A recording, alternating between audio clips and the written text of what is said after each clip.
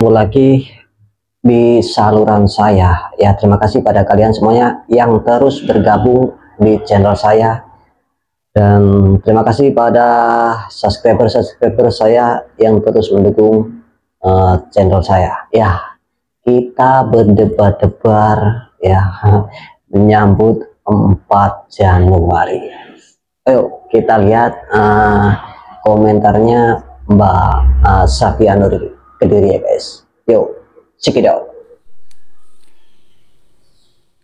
Besok adalah tanggal 4 ya, ini tanggal 3. Saya yang bukan dari Sobat Ngarit itu sendiri merasa was-was dan berdebar-debar menunggu tanggal 4 dan hasilnya seperti menunggu hasil pemilu seperti itu.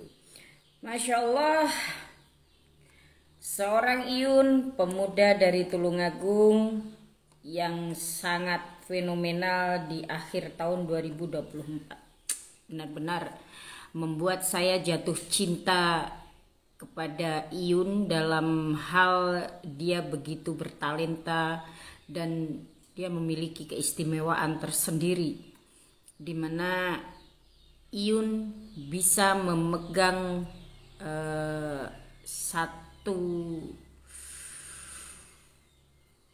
komunitas besar sampai senusantara. Ini sampai senusantara, ini adalah pemuda dari kota saya yang begitu istimewa, dan kisah cintanya ini menjadi rebutan netizen untuk saling tahu dan saling paham ini nanti apa yang akan terjadi, di mana kisah cinta Iyun adalah kisah cinta Jawa yang melalang buana ke Minang. Intinya kan seperti itu, dimana kita tahu adat Minang ini masih kental dalam pelaksanaannya. Saya berharap nanti apapun yang terjadi antara Iyun dan Fauzana, jika memang Allah SWT tidak menakdirkannya, para netizen saya harap tidak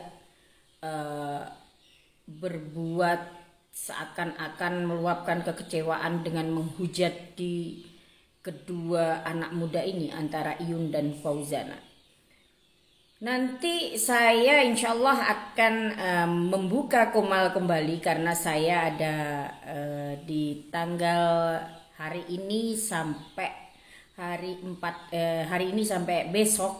Insya Allah saya belum bisa live karena ada acara tersendiri dengan pekerjaan, jadi saya tidak bisa live.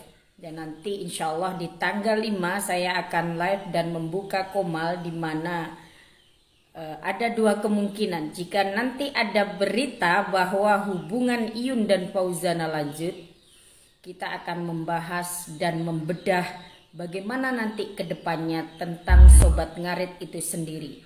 Manajemennya, apakah seorang Iyun akan surut karena cinta ketika mereka berdua fall in love lagi, kan begitu. Dan ataupun berita yang mungkin kita tidak ingin mendengarnya, Iyun dan Fauzana masih abu-abu dalam pemberitaan kisah cinta mereka berdua. Kita akan membedah cinta itu tersandung adat istiadat, ataukah terselubung kabut hitam oleh restu, dan ataukah keduanya memang benar-benar telah lelah dalam memperjuangkan cinta. Jadi saya harapkan para netizen bersabar, tidak saling menghujat, tidak menyerang kubu manapun, dan saya berharap tidak lagi komentar-komentar yang menyakiti di live Fauzana, seperti ungkapan Hayati atau bagaimana. Hayati itu ternyata saya baru paham bahwa Hayati ini adalah kisah seorang perempuan di mana dia mengorbankan cintanya demi adat dan demi kedua orang tuanya. Jadi kalau memang itu terjadi pada Fauzana, saya acungi jempol bahwa gadis ini sungguh dan wajib untuk diperjuangkan seperti itu. Kalau memang benar-benar dari dua anak muda ini saling berpaut cinta di dalam hatinya. Banyak spekulasi kenapa saya membuat video ini. Banyak tuh yang komen tuh, urusin aja keluargamu, gak usah ngurusin mereka. Ya karena mereka ini public figure dan mereka menyuguhkan kisah cinta, kisah drama pertikaian di antara mereka.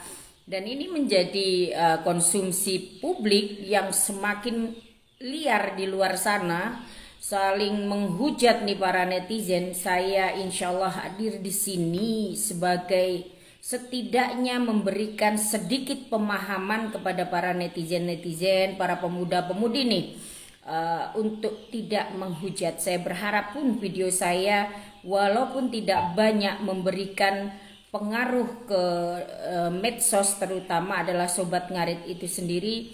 Saya berharap video-video saya ini memberikan penjelasan dan pemahaman sedikit.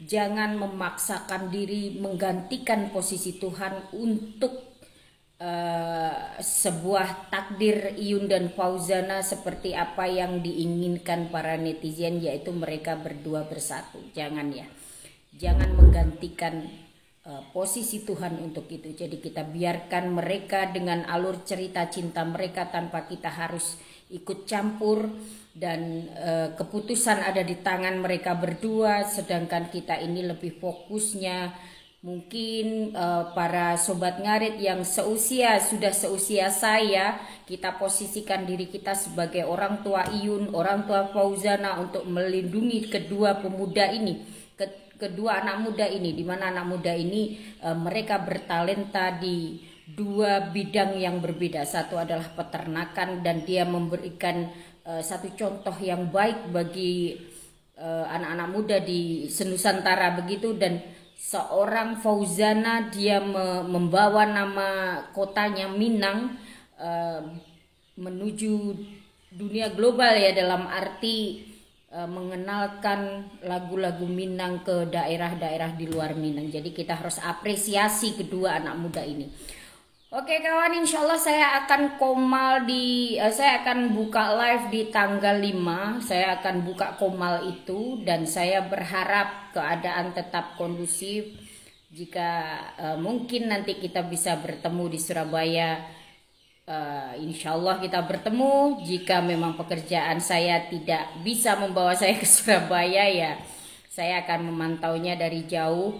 Dan saya bukanlah Sobat Ngarit, bagian dari Sobat Ngarit. Ya, itulah guys ya. Bukanlah orang berdebar-debar menunggu hari esok ya guys, hari 4 Januari ya. Jadi 4 Januari apapun yang terjadi, kejutan yang terjadi atau tidak ada kejutan yang terjadi, kita harus legowo guys ya. Kita harus legowo. Benar komentarnya Mbak Safia Nur ini aku respect ya guys. Karena apa?